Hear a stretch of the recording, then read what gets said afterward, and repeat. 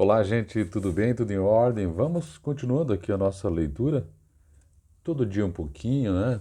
Devagarzinho e a gente chega lá. O importante é não parar. Este livro aqui do Origenes Lessa, eu estou deixando a bibliografia, tudo que este grande escritor escreveu, a obra dele, está toda descrita aqui em cada vídeo meu aqui. E eu estou lendo exatamente aqui, voltando, o Origenes Lessa foi um grande autor que está bastante esquecido no nosso cenário, mas é um baita escritor. E eu estou lendo exatamente o Evangelho de Lázaro, que é um romance antigo baseado no ambientado na época histórica ali de Jesus. Esse Lázaro aqui é aquele Lázaro angustiado e aquele Lázaro que foi ressuscitado por Jesus Cristo. Bacana? Vamos lá. Aqui na orelha, já foi muito interessante, eu vou trazer aqui um panorama dessa obra. O Evangelho de Lázaro se origina de toda uma revolta do herói quanto à divulgação de um evangelho falso atribuído a ele, elaborado com fins outros que não os da verdade simples. Daí a versão do próprio personagem narrador retomando o equilíbrio e ganhando assim a obra configurações míticas e estas enquanto forma de alegoria que respeite acontecimentos históricos, filosóficos, etc., ou enquanto retomadas da própria história sagrada ocorrida nos tempos do princípio. Muito interessante. Enfim, bem legal, bem diferente, tá? Então, vamos continuar. Eu estou na página 49, vou iniciar aqui o capítulo número 30. E você sabe, a leitura não é uma leitura linear, é uma leitura com. Eu vou interrompendo, vou fazendo reflexões que me parece que são importantes, e assim vamos caminhando com a nossa leitura. Já passamos da metade da nossa obra. Vamos continuando aqui então? Olha só. Premido pelo medo, pela sede, pela fome, pelo desespero, isso Lázaro falando. Andei por aldeias e cidades nunca dantes visitadas por mim. Isso aqui é uma espécie de memórias dele, né? A maior parte nem de nome as conhecia, de muito nem a língua poderia falar. Terras estrangeiras habitadas por homens de outros deuses, de barro de cobre, de ferro, de prata, de ouro, de cultos condenados pelo nosso Deus. Mendiguei e fiz pequenos serviços para ganhar um pedaço de pão. Ninguém me conhecia, era um alívio, entrava sempre de coração apertado. Mas era uma tranquilidade de caras estranhas, de gente que nem sequer punha atenção nos meus andrajos, para quem eu pouco mais representava que um cão de rua que se enxota a pontapés. Aqui ele está fugindo, né? Talvez até fugindo da própria história. Aos poucos fui ganhando coragem, e nas cidades onde a língua era outra e eu não sabia pedir na língua deles nem sequer um prato de comida, fui ganhando ânimo para procurar os meus irmãos de sinagoga. Não visitei cidade nenhuma estrangeira onde não houvesse judeus. Quase sempre mercadores, sempre se encontrando todos os sábados na sinagoga. A fome guiava os meus passos. A canseira das longas caminhadas animava meu chegar e bater.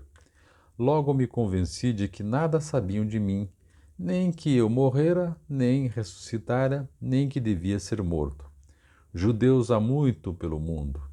São tão ingratas as nossas terras sob o domínio dos gentios, que todo judeu em toda parte vê chegar a qualquer judeu como um justo perseguido. E estende-lhe a mão. Até levitas, sacerdotes e anciãos da sinagoga me receberam assim. Poucos me perguntavam de onde vinha, para onde eu era apenas mais um que pagava pelos pecados dos nossos pais, mais um que esperava, como eles, o dia final da redenção. Então ele está fugindo, né, da história dele e com medo de ser morto também, né? Jesus foi crucificado e medo de ser morto porque ele ouviu dizer que ele seria a próxima pessoa a ser morta justamente porque ele era um grande milagre feito por Jesus. Página 50, logo me afisa aquela hospitalidade acolhedora. O judeu no estrangeiro é sempre o irmão. Até samaritanos nos recebem assim. Tenho o cuidado de nunca falar do meu drama interior, no meu passado recente, comprometedor e perigoso. Acabei dando preferência às terras propriamente estrangeiras, apesar das dificuldades da língua, porque lá encontrava uma aceitação mais fácil por parte dos que eu podia entender. E porque o seu distanciamento do que acontecera em Jerusalém me punha salvo do mata Lázaro que me fizera fugir. Entre aspas, mata Lázaro, né? Essa perseguição lá é que fez com que ele fugisse. Nenhum dos lugares em que me acolhi apliquei o que tantas vezes vira fazer Joaquim, filho de Eleazar, filho de Alfeu, e me fiz um aprendiz de oleiro da maior dedicação, abrigo e comida para muitos dias. Mas o terror de ser descoberto e a insatisfação do meu estado logo me faziam partir. Foi assim que me tornei aprendiz de vários ofícios em lugares diversos, mostrando uma capacidade invulgar de aprendizado, explicável pela minha própria condição. O medo e a fome são os grandes mestres da vida. E é verdade, né? A necessidade, eu acrescentaria assim como um todo, faz com que a gente às vezes tome, não sei se já aconteceu com você, comigo já, tome certas atitudes que antes a gente relutava. Então, por exemplo, numa situação difícil, a gente acaba aceitando o primeiro emprego que tem. E antes, se não tivesse naquela situação difícil, a gente relutava. Não, vou procurar, vou esperar, né? Tem um ditado, né? Enquanto a água não bate naquele lugar, a gente não aprende a nadar. Mais ou menos assim, né? Que ensinam sobretudo a ser discreto. O medo e a fome são os grandes mestres da vida, que ensinam sobretudo a ser discreto. Nunca por onde andei toquei nos meus assuntos, porque eu deixara a Judéia? Se tenho de tolerar a presença de soldados romanos, que seja não na minha terra, mas em terra estrangeira, não na minha, mas na carne dos outros. Todos entendiam bem essa linguagem que falava tão claro ao coração de um judeu. Mas o alívio e a paz dos primeiros dias cediam lugar bem cedo à inquietação. Impunha-se logo a necessidade de partir, e o mais das vezes era quando, nas conversas de ao pé do fogo, como nos tempos do exílio da Babilônia, assomavam as lembranças de Sião e alguém fazia referência a um vago agitador que teria surgido nas margens do mar da Galileia e no qual muitos supunham ver o sonhado Messias. Então, vagamente tocavam e na figura já mitológica de Jesus Cristo aqui, né? E ele procurando fugir dessa situação e em terras estrangeiras. Vamos dar mais um passo? Vou entrar agora no capítulo 31, página 50 ainda, para aproveitar bem o nosso tempo. Vamos lá. Não sei quanto tempo vaguei, nem seria tanto, mas foi o caminho e mais foram as mudanças do que o tempo. Sei que um dia, não sei como, fui bater numa pequena cidade da Cilícia. Já mais seguro da minha situação, procurei os judeus que me ajudariam. E ao dar com um no mercado que vendia pombas, senti que ele me parecia diferente de todos os outros. Tinha um olhar tranquilo, de cristalina doçura, não lembrava os judeus, algumas vezes vitoriosos e bem-sucedidos, dos outros encontros, mas sempre na expectativa do inimigo. O judeu é tão diferente dos outros povos pela religião, a que se aferra, mas que os outros odeiam pela exclusividade e exotismo de seus hábitos mais corriqueiros, pela inflexibilidade com que segue as suas tradições no comer e no vestir, no caminhar e no pensar, que todos veem nele uma vaga espécie de ameaça comum. Ele só confia em seus irmãos, como só acredita no seu Deus. Nunca se confunde com outros homens e aprendeu, no castigo dos séculos, a jamais se curvar diante de outros deuses. É isso que o torna, sem dúvida, intolerante no trato e arredio a toda aproximação maior como com qualquer outra raça de gente. Mesmo sem o querer, provoca desconfiança. O exclusivismo de sua vida provoca uma permanente reação, que ele sabe real e palpável, pronta a explodir a cada passo. Dobra-se aparentemente às circunstâncias, mas é acima de tudo um homem em estado de alarma, raramente de coração aberto. Pressenti vagamente tudo isso na peregrinação do meu terror. Vi-o confirmado depois no passar dos anos. Naquele tempo não era bem um conhecimento consciente. Era mais um sentimento interior indefinido, mas a diferença entre aquele judeu que vendia pombas na praça do mercado e os outros judeus no estrangeiro da minha jornada recente me despertou a atenção. Então ele achou um judeu perto, na cidade de Cilícia, diferente aos olhos dele. Vamos ver por que é diferente, né? Não era um irmão a apoiar um possível irmão no desamparo.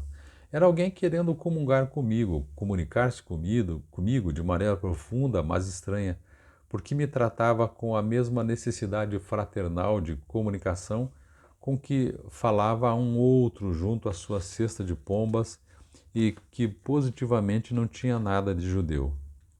Ele viu que eu me aproximava. Pombas, novinhas, amigo, tenho mel também. Pelo meu sorriso, viu logo que eu não estava interessado e também sorriu, mas com simpatia. Então ouve, tenho novas de grande gozo. Senti-me preso ao seu olhar e à sua voz, como o outro evidentemente se encontrava. Fiquei e com espanto ouvi, com espanto, alegria e vergonha. Tiago, era seu nome, vivera em Cafarnaum, nascera numa aldeia pertinho do Hebrom. Falava de Jesus, que descendia de Davi, filho de Jessé, Davi que fora o grande rei de Israel, que viera ao mundo para o cumprimento das profecias, muitas delas do próprio Davi, que nascera em Belém e crescera em Nazaré e era o filho do homem, que trouxera uma palavra nova de amor e de paz, que pregava às multidões, que fora batido e perseguido e incompreendido, mas fizera muitos discípulos e realizara curas miraculosas. Estou entendendo que este Tiago, este vendedor de pombas mais simples, era um cristão, né, um convertido, e ia falar de Jesus, quer dizer, não era aquele judeu tradicional, mas era um judeu convertido.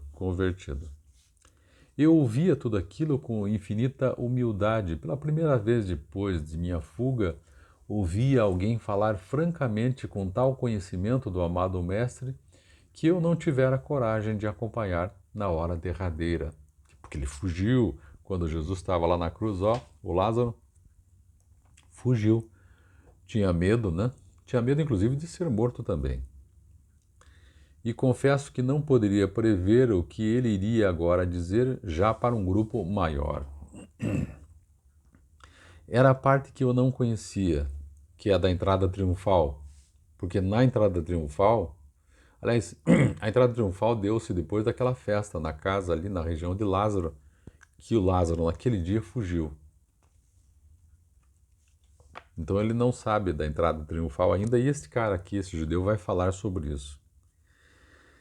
Dos últimos sermões também, da prisão, da morte, a morte, do martírio na cruz e a ressurreição ao terceiro dia, conforme havia anunciado. Meu Deus, eu ouvira as suas palavras. E a sua aparição às mulheres, minhas irmãs estariam entre elas, tinha agora certeza. E aos discípulos em várias ocasiões e a verdadeiras multidões de povo. Tudo aquilo para salvar os pecadores. Tudo para elevar-nos a Deus, o mesmo Deus no qual ele ascendera, rodeado de anjos e ordenando aos seus discípulos que saíssem a pregar a todo mundo seu evangelho de paz, de amor e de perdão. Paz, amor e perdão. Os outros ouviam comovidos. Eu ouvia esmagado. Ninguém mais do que eu poderia ter ideia da verdade de tudo quanto afirmava aquele homem. Ele morreu para nos salvar do pecado, luz do mundo, pão da vida, Cordeiro de Deus, que morreu para que todo aquele que nele crer não pereça, mas tenha a vida eterna. Falava e seus olhos bons tinham doçura de convite. Como se chamas? Perguntou ao gentil que o conhecera ao chegar. Filipe. Então Tiago perguntou para alguém: como é que você se chama? Alguém que estava ali. Filipe. Filipe, passa no primeiro dia de semana em casa de Matias, o ferreiro, do outro lado do mercado. Lá te falarei melhor de Jesus. Não faltes, Filipe. Voltou-se para mim. E tu, como se chamas, irmão? Eu já dificilmente saberia dizer qual o meu nome, tantos os nomes que usara na minha fuga. Tinha sido Joaquim, Eleazar, Alfeu, Gamaliel, Semei, André e até Ben-Ami, que era uma forma de me castigar. A este homem eu já não seria capaz de mentir e pela primeira vez desde a fuga declarei meu nome. Lázaro? Disse ele com alegria. Que maravilhosa coincidência! Lázaro é o nome de um jovem que eu não conheci pessoalmente, mas que teve o privilégio, então ele, Lázaro, teve o privilégio de receber um dos maiores milagres realizados pelo Salvador. Foi ressuscitado de entre os mortos. Olha que situação, né? E aqui terminamos o capítulo. No próximo vídeo eu quero entrar já no capítulo 32. E estou na página número 53, relembrando que a obra tem 88 páginas. Então estamos caminhando devagarzinho para o final.